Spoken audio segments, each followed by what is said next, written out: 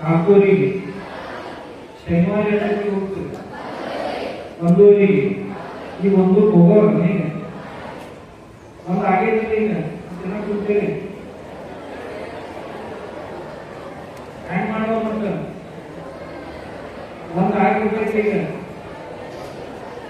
ಹಿಡ್ಕೊಂಡು ಮುಂದಿನ ಸರ ಎದ್ದು ಹೋಗುದು ಹಸಿ ಆಗೈತದ ಸವಾಗೈತಿಲ್ಲ. ಇದೇ ತರ್ಸ್ಕೊಳನಿ ಅಂತ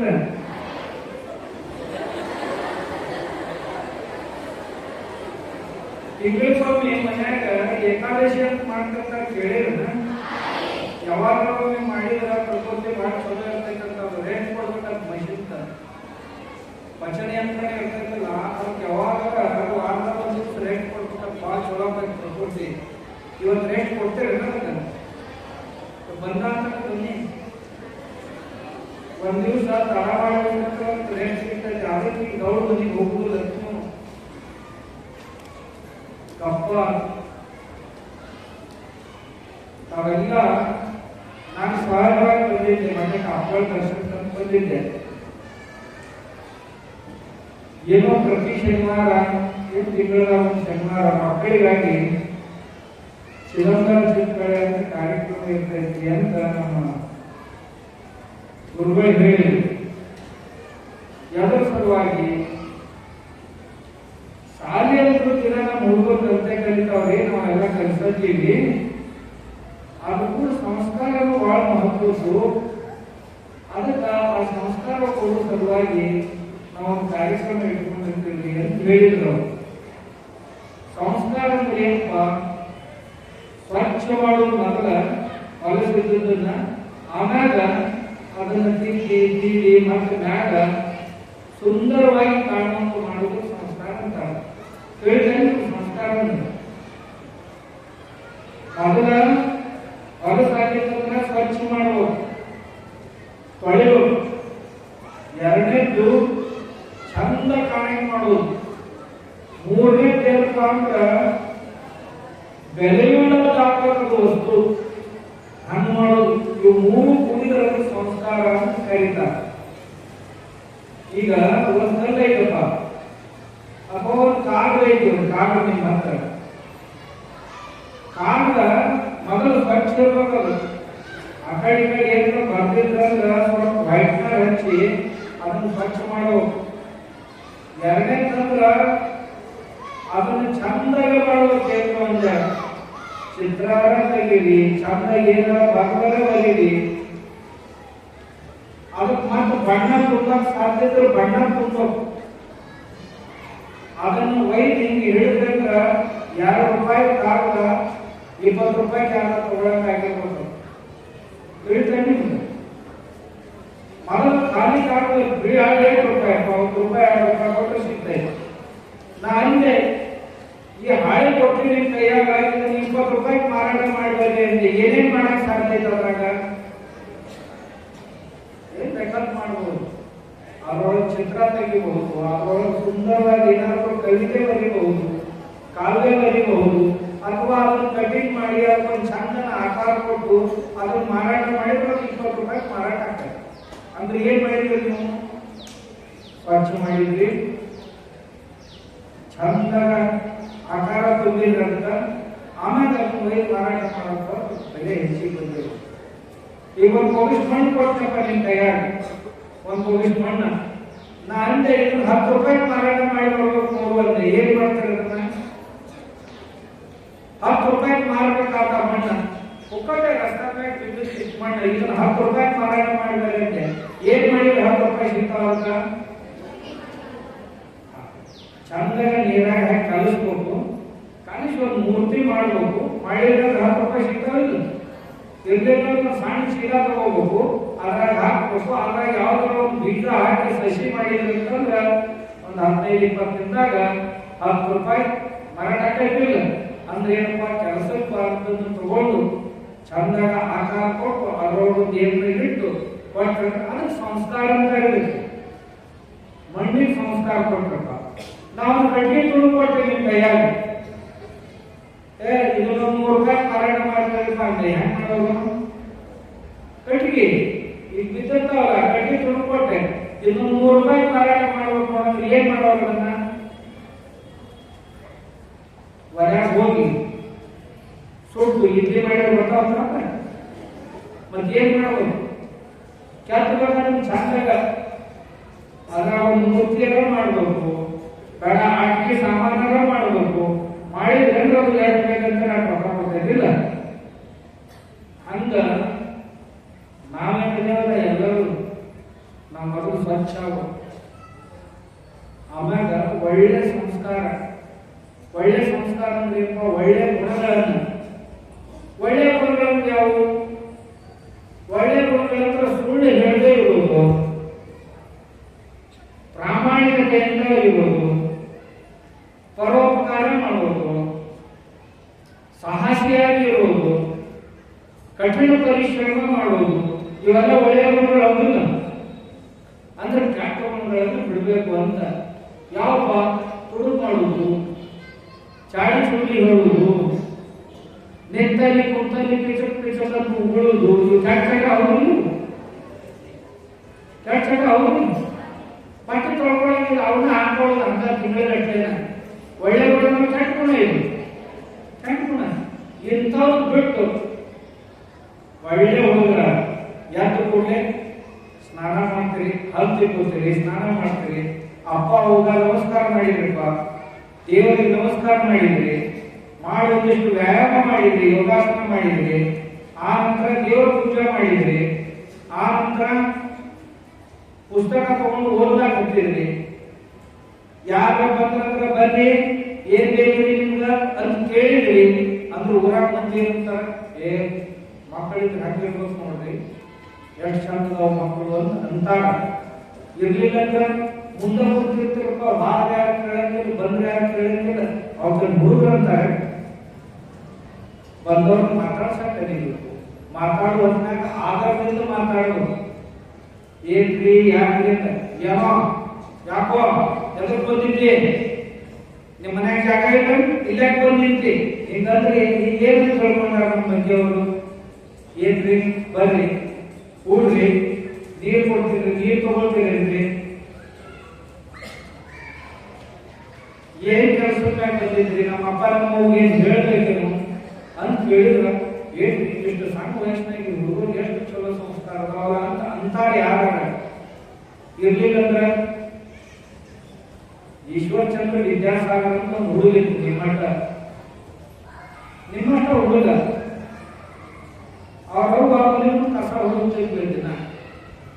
ಹುಡುಗ ಹೊತ್ನ್ಯಾಗ ಮೊದಲು ಮನೆ ಹೆಣ್ಮಗಳು ಅಂತ ಕಸ ಮನೆ ಹಾಕ್ತಿದ್ದ. ಹಾಕಿದ ಕೂಡಲೇ ಈ ಹುಡುಗಂತೂ ಯಾವ ದಿನ ಆಕಿ ಬಂದು ಕಸ ನಮ್ಮ ಮನೆ ಮುಂದೆ ಹಾಕ್ತಾಳ.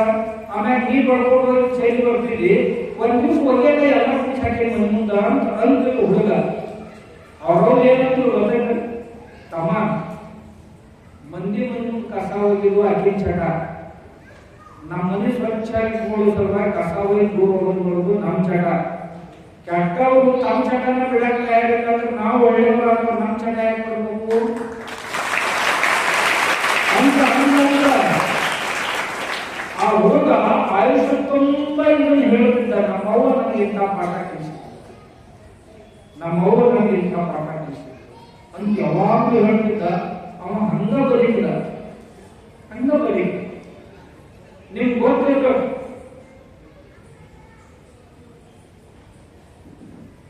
ಐಸಾಕ್ ನ್ಯೂಟನ್ ಅದನ್ನ ಸರ್, ಐಸಾಕ್ ನ್ಯೂಟನ್ ಮನೆಯಿಂದ ಪಾಠ ಮಾಡಿದ್ದಂತ ಅವ್ರವ್ವ. ಪಾಠ ಮಾಡಿದ್ದು ಹೂವಿನ ಗಿಡಗಳೆಲ್ಲ ಹಂಚಿದ್ರಂತ. ಹುಡುಗ ಏನು ಕೇಳಿದಂತ ಮನ್ಯಾಗ, ನಂಗೆ ಅದು ಬೇಕು ಅಂತ ತಿನ್ನಾಕ. ಅವ್ರವ್ವ ಬೇಗ ಕೊಡ್ಲಿಲ್ಲ. ಸಿಟ್ಟು ಬಂದ ಕೂಡಲೇ ಮನ್ಯಾಗ ಹೊರಮಕ್ಕ ಹುಡುಗರು ತಗೊಂಡು ಬಂದು ಹಂಗ ಗಿಡಗಳು ಹಾಕಿಸ್ಕೊಂಡು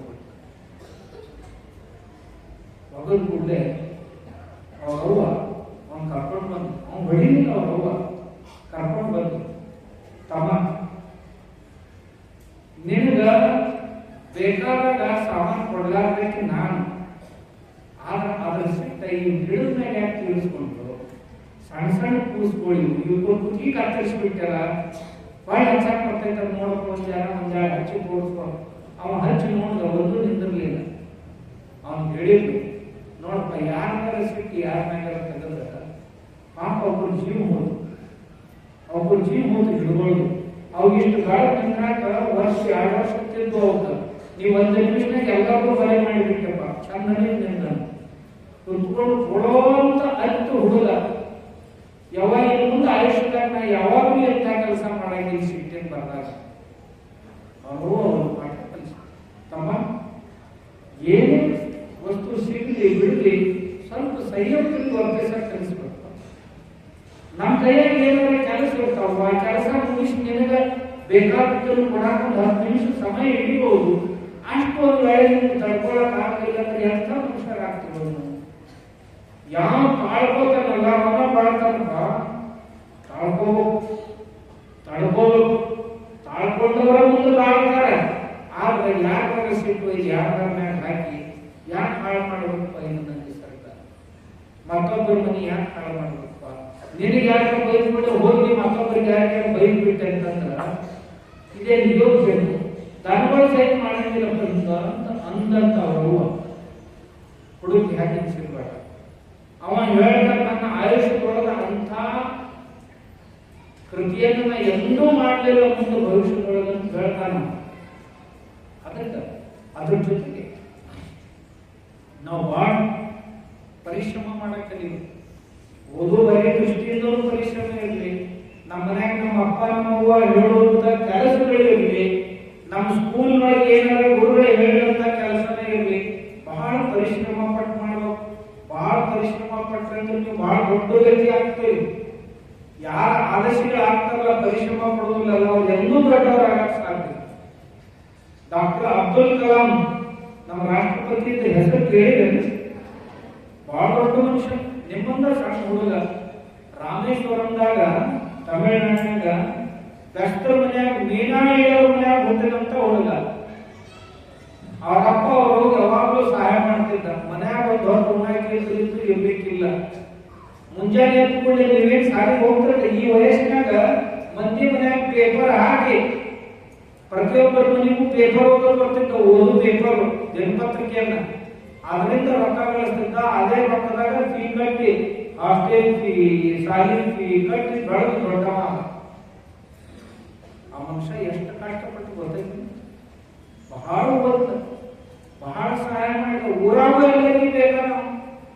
ಊರಾಗ ರಾಮೇಶ್ವರಗಳು ಗುಡಿಯೊಳಗೆ ಹೋದಂದ್ರ ಗುಡಿ ಪೂಜಾರಿಗಳಿಗಿದ್ರು ಇವ್ರ ಅಪ್ಪನ ಗೆಳೆಯರು ಹೋಗಿ ಅವ್ರಿಗೆಲ್ಲರಿಗೆ ಸಹಾಯ ಮಾಡ್ತಿದ್ದ. ಬಹಳ ಪ್ರಿಯ ಹುಡುಗ ಎಲ್ಲರಿಗೆ. ಒಂದ್ ದಿವಸ DRDO ರಕ್ಷಾ ವಿಭಾಗದ ಸಂಶೋಧನಾ ಸಂಸ್ಥೆ ಅದು DRDO ಬೆಂಗಳೂರಾಗ 15 ದಿವಸ ಪ್ರಯೋಗಾಲಯದೊಳಗ ನಿರಂತರ ಕೆಲಸ ಮಾಡ್ತಿದ್ದ, ಏನೋ ಸಂಶೋಧನೆ ಮಾಡ್ತಿದ್ದ. ಅಷ್ಟ್ರಾಗ ಅವ್ರ department head DRDO director Brahmadatta ಅಂತ ಅವನ ಗುರುಗಳು, ಆ ಸಂಶೋಧನಾ ವಿಭಾಗದ ಗುರುಗಳು ಬ್ರಹ್ಮದತ್ತರು ಇವನು ಕರೆಕ್ಟ್ ಕಳಿಸಿದ್ರು. ಅಬ್ದುಲ್ ಕಲಾಂ ಕರ್ಕೊಂಡು ಬರಿ ಅಂತ. ಇವಾಗ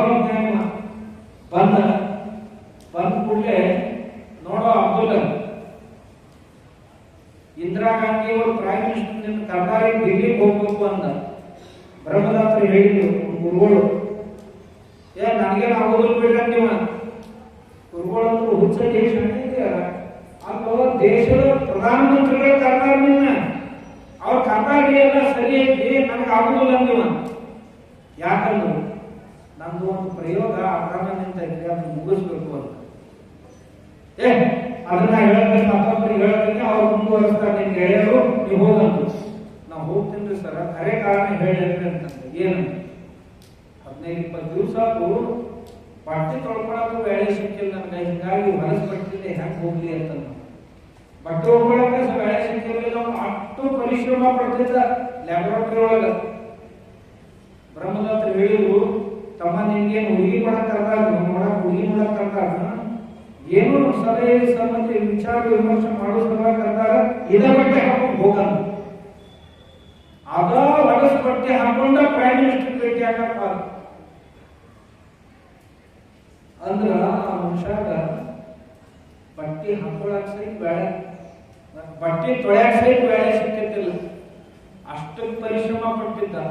ಅಂತ ಆ ಮನುಷ್ಯ ರಾಷ್ಟ್ರಪತಿ ಆದ, ಮಿಸೈಲ್ ಮ್ಯಾನ್ ಆದ, ಜಾಗತಿಕ ಕೀರ್ತಿಯ ಮನುಷ್ಯ ಆದ. ಅಷ್ಟೇ ಅಲ್ಲ, ಎಲ್ಲ ವಿದ್ಯಾರ್ಥಿಗಳ ಕಣ್ಮಣಿ ಆದ.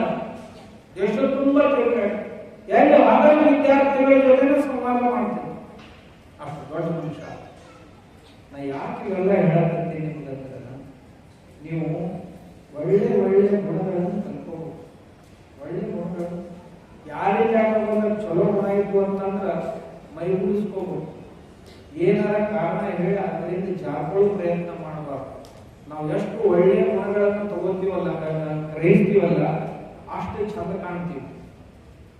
ಬರೀ ನಾವು ಸ್ನೋ ಪೌಡರ್ ಹಚ್ಕೊಳ್ಳೋದ್ರಿಂದ ಚಂದ ಕಾಣೋದಿಲ್ಲ. ಒಳ್ಳೆಯ ಗುಣಗಳು ಬೇಕು. ನಿಮ್ಗೆ ಗೊತ್ತೈತಿ, ನಮ್ಮ ಬೆಂಗಳೂರೊಳಗೊಬ್ರು ಸೈಂಟಿಸ್ಟ್ ಆಗ್ಬೋದು, ಅವರಿಗೆ ನೊಬೆಲ್ ಅವಾರ್ಡ್ ಸಿಕ್ತು ಜೀವಶಾಸ್ತ್ರದೊಳಗೆ. ಯಾರು ಜೀವಶಾಸ್ತ್ರದೊಳಗೆ ನೊಬೆಲ್ ಪ್ರಶಸ್ತಿ ಸಿಕ್ಕಿತ್ತು ಅವ್ರಿಗೆ. ಬೆಂಗಳೂರು ಹೆಸರು ಗೊತ್ತೈತೆ? ಇಲ್ಲ.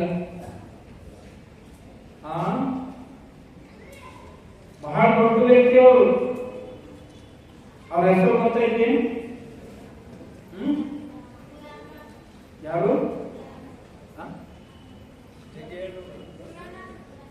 ಕೊರೋನಾ. ಅವ್ರ ಜೀವಶಾಸ್ತ್ರದಾಗ ಸಿಗ್ತಾರೆ. ಕೊರೋನಾ ಅವ್ರ ಶಾಸ್ತ್ರದವರು. ಇನ್ನೊಬ್ಬರದಾಗ ನೋಡ್ರಿ, ಹೆಸರು ನೆನಪು ಮಾಡ್ಕೊಳ್ಳಿ. ಸಿ ವಿ ರಾಮನ್ ಅವರು. ಮತ್ತೆ ಅವರು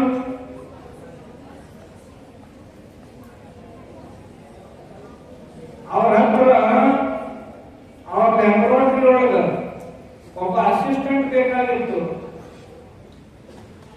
ಬಹಳ ಮಂದಿನ ಕರೆದಿದ್ರು ಅಸಿಸ್ಟೆಂಟ್. ಹುಡುಗರು ತಗೋ, ಹುಡುಗಿ ಯಾರನ್ನ ತಗೋಬೇಕಂತ 100 ಮಂದಿ ಬಂದಿದ್ರು. ಎಂಟ್ರೆನ್ಸ್ ಎಕ್ಸಾಮ್ ತಗೊಂಡ್ರು. ಅದ್ರಾಗ 10-15 ಮಂದಿ ಪಾಸ್ ಆದ್ರು. ಪಾಸ್ ಆದವ್ರ ಜೊತೆ ಸಂದರ್ಶನ ಮಾಡ್ಬೇಕಂತ ಹುಡುಗರು 3 ದಿವಸ ಹಾಸ್ಟೆಲ್ನಾಗ ಇಟ್ಕೊಂಡ್ರು. 3 ದಿವಸ ಅವ್ರು ಎಲ್ಲರೂ ಇಂಟರ್ವ್ಯೂ ತಗೊಂಡ್ರು. 4ನೇ ದಿವಸಕ್ಕೆ ಒಂದು ಹುಡುಗರು ಸೆಲೆಕ್ಟ್ ಮಾಡಿದ್ರು. ಅವ್ರು ಗೋಲ್ಡ್ ಮೆಡಲಿಸ್ಟ್ ಇದ್ರು, 70-80% ತಗೊಂಡವ್ರಿದ್ರು, ಫಸ್ಟ್ ಕ್ಲಾಸ್ನವ್ರಿದ್ರು, ಸೆಕೆಂಡ್ ಕ್ಲಾಸ್ನವ್ರಿದ್ರು, ಫಸ್ಟ್ ಕ್ಲಾಸ್ನವ್ರಿದ್ರು, ಎಲ್ಲರೂ ಇದ್ರು. ಆಗ ಯಾವ ಹುಡುಗರು ತಗೊಂಡಿದ್ರಲ್ಲ ಅವ ಬರೀ 40% ತಗೊಂಡಿದ್ದ. 198 ತಗೊಂಡು ಹುಡುಗರು ಬಂದಿತ್ತು. ಆಗ ಸಿ ವಿ ರಾಮನ್ ಅವರು ಸೆಲೆಕ್ಟ್ ಮಾಡಿದ್ದ ಯಾರನ್ನ? ಬರೀ 40% ತಗೊಂಡು ಹುಡುಗನ್ನ.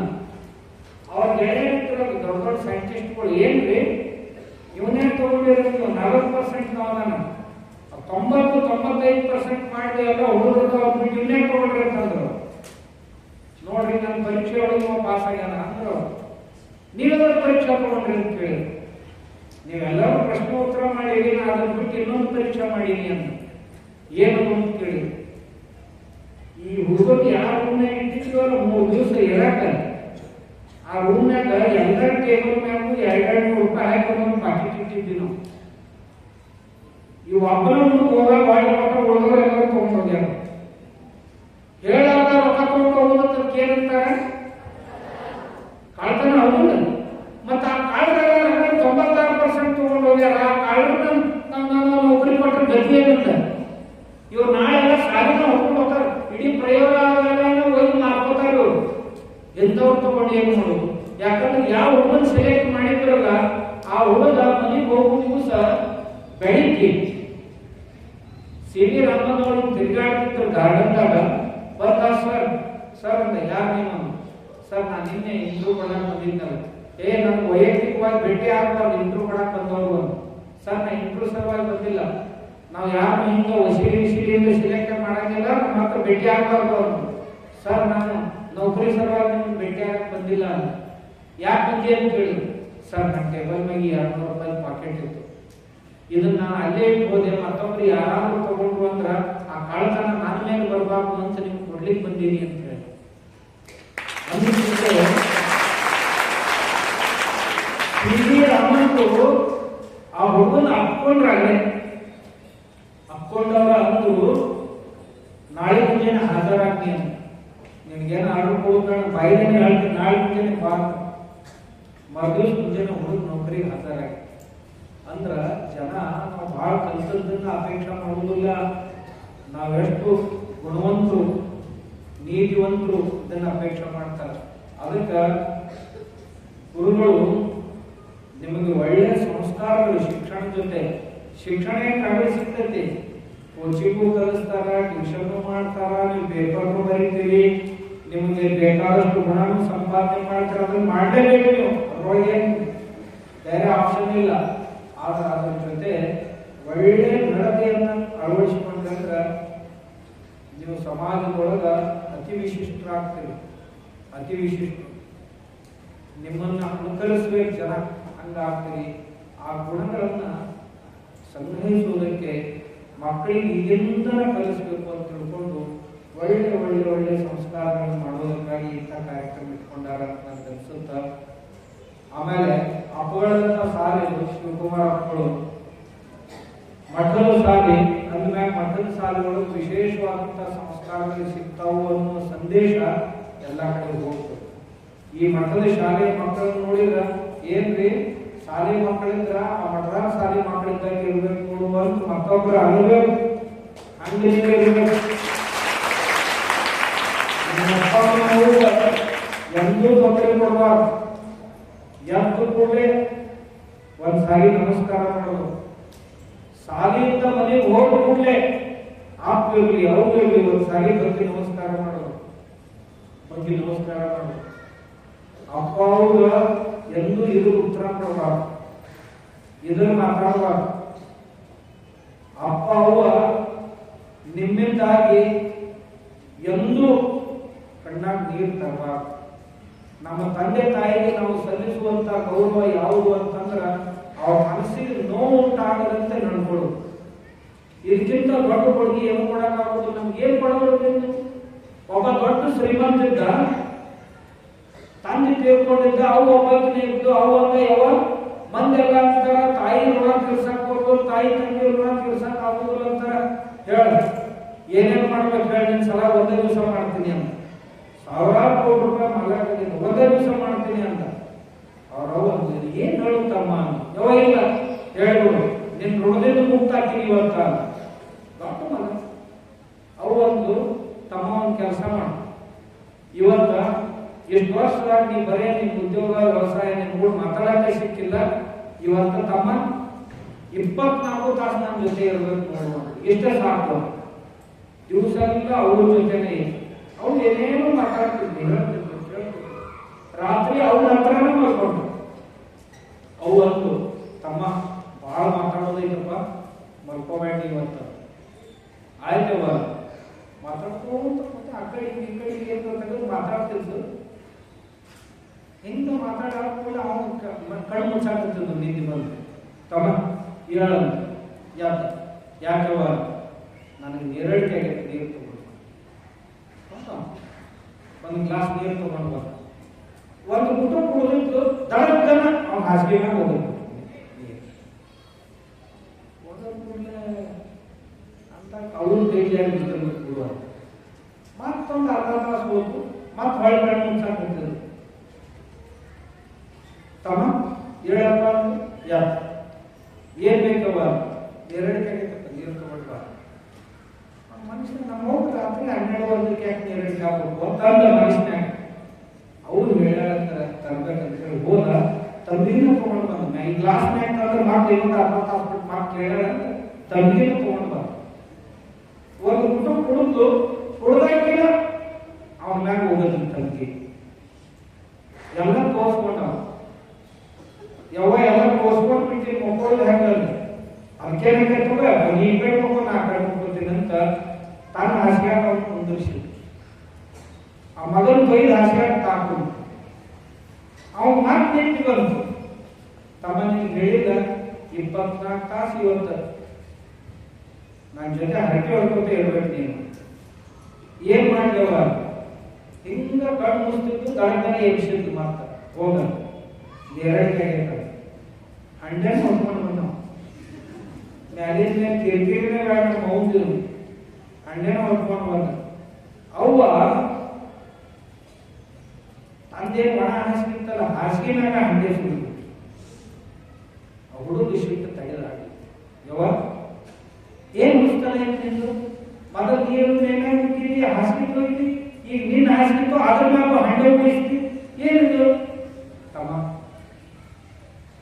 ಈ ಋಣ ತೀರ್ಸಕ್ ಬಂದ ಮುಂದಾಗಿಂದ ಎಲ್ಲಾ ಋಣ ತೀರಿಸ್ತೀನಿ ಅಂತ ಅವ್ರು ಹೇಳಿದವ ಏನ್ ನಿನ್ ವಿಮಾನ ಬೇಕು ರೈಲ್ವೆ ಬೇಕು ಬಸ್ ಬೇಕು ಕಾರ್ ಬೇಕು ಏನ್ ಬೇಕು ಬೇಡಿಕೆಲ್ಲ ಕೊಡ್ತೀನಿ ನನಗೆ ಏನೂ ಬೇಡಪ್ಪ 24 ತಾಸು ನನ್ನ ಜೊತೆ ಹಟ್ಟೆ ಹೊತ್ತು ಕೂತ್ಬಿಡು ಸಾಕಂತಿದ್ದ ಅಂದಿದ್ದು ಅಂದು ನೀರು ಉಳಿಸಿದ್ರು ಶೊಟ್ಟು ಬರ್ತಾವ ಬಂದವನ್ನ ಕೇಳಿ ಯಾವಾಗ ಏನ್ ತಿಳಿತೀನಿ ಎಲ್ಲ ಕಳಿಸ್ಬಿಡ್ತೀನಿ ಹ್ಯಾಂಗ ಬರ್ಕೊಳ್ಳೋದು ಅವ್ರು ಅಂದು ತಮ್ಮ ತಾಯಿ ಋಣ ತೀರಿಸ್ತೀನಿ ಅಂತ ಹೇಳಿದ್ರು ಅದ್ಯಾಂಗ ತೀರ್ಸಮ್ಮ ನೀ ಸಣ್ಣವಿದ್ದಾಗ 3 ಸಾರಿ ಉಚ್ಚಿ ಒಯ್ದೆ ಹಾಸಿಗೆ ತಮ್ಮ ಉಚ್ಚಿ ಒಯ್ದಿದ್ದಾಗ ನಾ ಮಕ್ಕೊಂಡು ನನ್ನ ಒಣ ಹಾಸಿಗೆ ನಿನ್ನ ಮನೀಷಿ ತಮ್ಮ ನೀನು 3 ಸಾರಿ ಚಡ್ಡ ಉಚ್ಚಿ ಒಯ್ಕೊಂಡಿರಿ ವರ್ಕೈಟ್ ಮಾಡ್ಕೊಂಡಿರಿ 100 ಸಾರಿ ಕೊಡದಿ ಒಂದು ದಿವಸ ದಾಸರ ಕಟ್ಕೊಂಡಿಲ್ಲ ಒಂದು ದಿವಸ ದಾಸರ ಕಟ್ಕೊಂಡಿಲ್ಲ ಎಲ್ಲಿ ಕುಂತಿದ್ದೆ ಅಲ್ಲೇ ಹೊರಗೆ ಹೊರಗಡೆ ಮಾಡ್ಕೊಂಡು ಕುಂಚಾರ ಕುಂತ ಕುಂತಿದ್ದೆ ಅಂಥ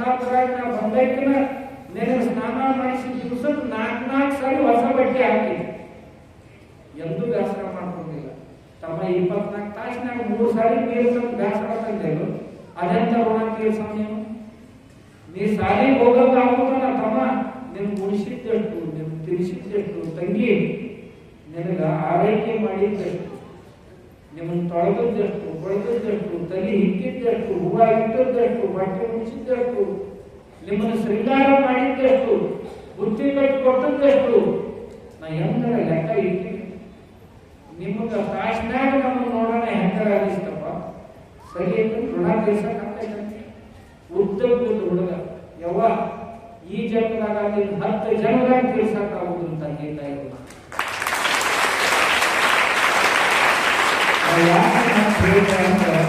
ನೀವೆಲ್ಲ ಎಂಥ ಮಕ್ಕಳು ಆಗ್ಬೇಕು ಅಂತಂದ್ರ ಆ ತಂದೆ ತಾಯಿಗಳ ಅಧೀನರಾಗಿರುವಂತ ತಂದೆ ತಾಯಿಗಳ ಕಣ್ಣಲ್ಲಿ ಎಂದೂ ನೀರು ತರಿಸದೇ ಇರುವಂತ ಮಕ್ಕಳಾಗಬೇಕು ಅಂತ ತಿಳ್ಕೊಂಡ ಅಪ್ಪಗಳು ಈ ಕಾರ್ಯಕ್ರಮ ಮಾಡ್ಸಕತ್ತಾರ ಅಂತ ನನಗೆ ಅನಿಸ್ತದ ಅವಂಥ ಮಕ್ಕಳು ಆಗ್ತೀವಿ ನಿಮ್ಗೆ ಇಂಥ ಸಂಸ್ಕಾರ ಆಗ್ಬೇಕಂತಾನೆ ಇಂಥ ಕಾರ್ಯಕ್ರಮ ಆಯೋಜನೆ ಮಾಡಿದ್ದಾಗಬೇಕು ಅದಕ್ಕೆ ಹಾಗಾಗ್ತೀರಿ ಹೆಂಗ ಏನ್ ನಿಮ್ಮಪ್ಪ ನಿಮ್ಮವ್ವ ಹೋದ್ಕೊಡ್ಲೆ ಹೆಂಗ ಬೇಕಂಗ ಅವ್ರು ಹೇಳಿದ್ರು ವಿರುದ್ಧ ವರ್ತನೆ ಮಾಡೋದು ಹೇಳಿದ್ದ ಕೇಳೋದಿಲ್ಲ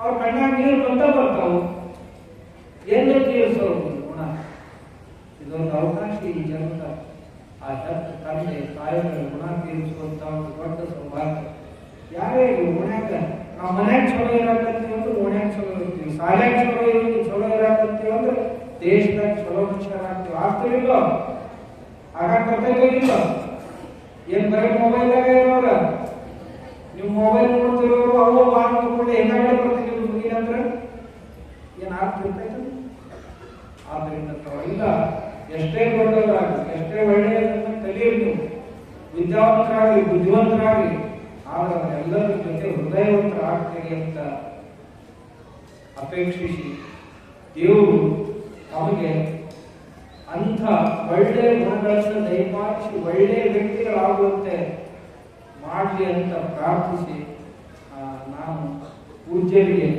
ಪ್ರಣಾಮಗಳನ್ನು ಹೇಳಿ ನಿಮ್ಮ ಜೊತೆ ಸಂವಾದ ಮಾಡಲಿಕ್ಕೆ ಹಚ್ಚಿದನ್ನು ನನ್ನ ಮಕ್ಕಳಂದ್ರೆ ಬಹಳ ಪ್ರೀತಿ ಅವ್ರ ಜೊತೆ ಸ್ವಲ್ಪ ಸಂವಾದ ಮಾಡಿದರೆ ಇದ್ರಾಗ ಬಹಳ ಮಕ್ಕಳು ಈಗ ಅತಿಥಿ ಮನೆಗೆ ಹೋಗಿದ್ದು ಎಲ್ಲರಿಗೂ ಹೇಳಬೇಕು ನಿಮ್ಮ ಮನ್ಯಾಗ ಹೇಳ್ತೀರಿ ಏಸತಿ ಹೇಳಿನಿ ನಾನು ಏಸತಿ ಹೇಳಿನಿ 3 ಪಕ್ಕ ನೆನಪು ಮಾಡ್ಕೋರಿ ಎಷ್ಟು ಕಥೆ ಆಗಲಿ ಒಂದು ಕಥೆ ಜೀವನದಾಗ ಮರಿಬಾರ್ದು ಸಣ್ಣ ಇತ್ತು ಅವು ತೀರ್ಸೋದು ಒಂದು ಆಮ್ಯಾಗ